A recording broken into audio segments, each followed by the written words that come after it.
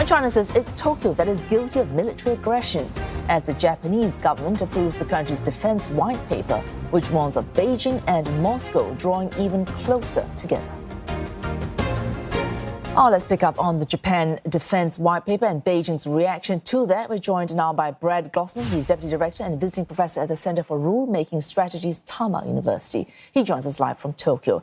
Professor Glosserman, let's get straight to Beijing's reaction to this. Now, given that this white paper specifically pointed to fears of Moscow and Beijing drawing even closer together, according to our correspondent earlier in the bulletin, she said China responded to that, but did not even mention Russia by name.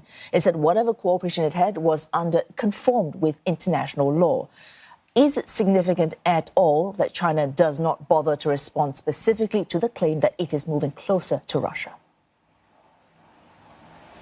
Not in this context. I think that China has other concerns when it comes to this particular white paper. It's going to be more focused upon the particular condemnations, if you will, or descriptions of the Chinese behavior that is in this particular part of the world. I think that the Chinese look at that as, if you will, an addendum and less of significance and less worthy of a response. But either way, the Chinese are unhappy with the white paper, as they invariably are. So I expect they are particularly focused on that one chapter on Taiwan. But that's not new. Last year's white paper already brought up Taiwan as an issue that threatened Japan's national security. Do you see anything different this time around? Well, Taiwan has long been an issue in Japanese security, and the question really is the degree to which the Japanese political world is prepared to address it specifically. For over 20 years, we've spoken about in the security context of what is called situations in areas surrounding Japan, which was a way of talking about Taiwan without saying it explicitly. It's precisely, I think, a measure of the concern, the feeling of threat here in Tokyo that has pushed the conservative elements in the polity and frankly, the entire security community to address the Taiwan issue more directly, even if that risked antagonizing China.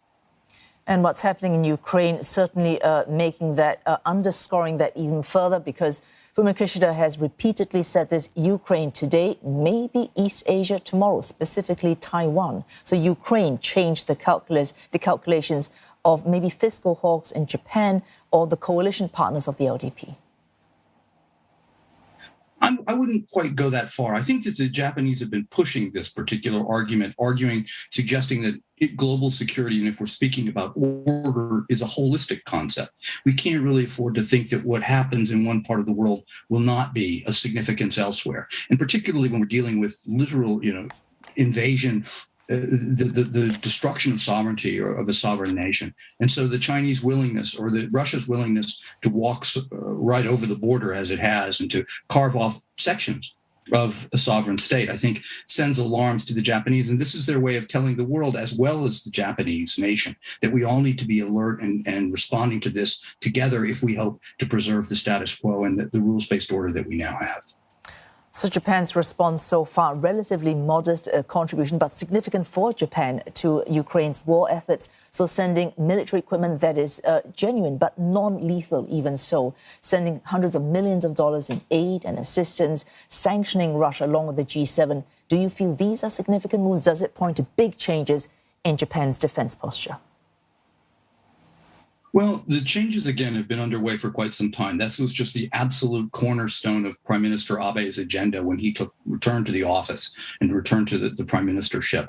But I think the actual contributions, if you will, in terms of men and material or money and material to the Ukrainian cause is somewhat secondary. What really matters, again, is the demonstration of unity, of part of like-minded nations, if you will, and to respect and to maintain a global order, and for the Japanese then to demonstrate their readiness to defend themselves and to show that they are a partner that other countries can and should be working with as a way of, again, protecting this order. And the way that you demonstrate your seriousness, and of course to demonstrate and to shore up your own defenses, is to spend more money and to do more on your own defense. That indicates that you in fact are serious, that you are a partner, and that you are prepared to pull your weight, and hopefully that will encourage others to join you in those efforts as well. So, Professor Glosserman, if a final question to you. So what you've said so far, essentially Japan has moving towards what we're seeing right now. Nothing really new in this defense white paper. But could you sum up then as a milestone in terms of marking where Japan is on defense and offense right now? What does the white paper say about Japan's posture? Very quickly.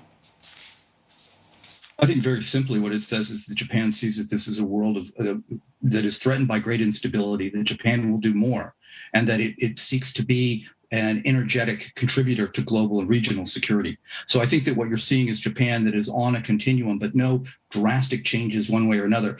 There may, however, quite frankly, with the departure of Prime Minister Abe, with his death, Japan's lost a very passionate and powerful advocate. It's not clear that Prime Minister Kishida shares all of his commitments to some of the changes and reforms. But I think you're still going to, he has nevertheless, that is Prime Minister Abe, has shifted the window, has changed, if you will, the context and overall framework of Japanese thinking. That will continue for some time.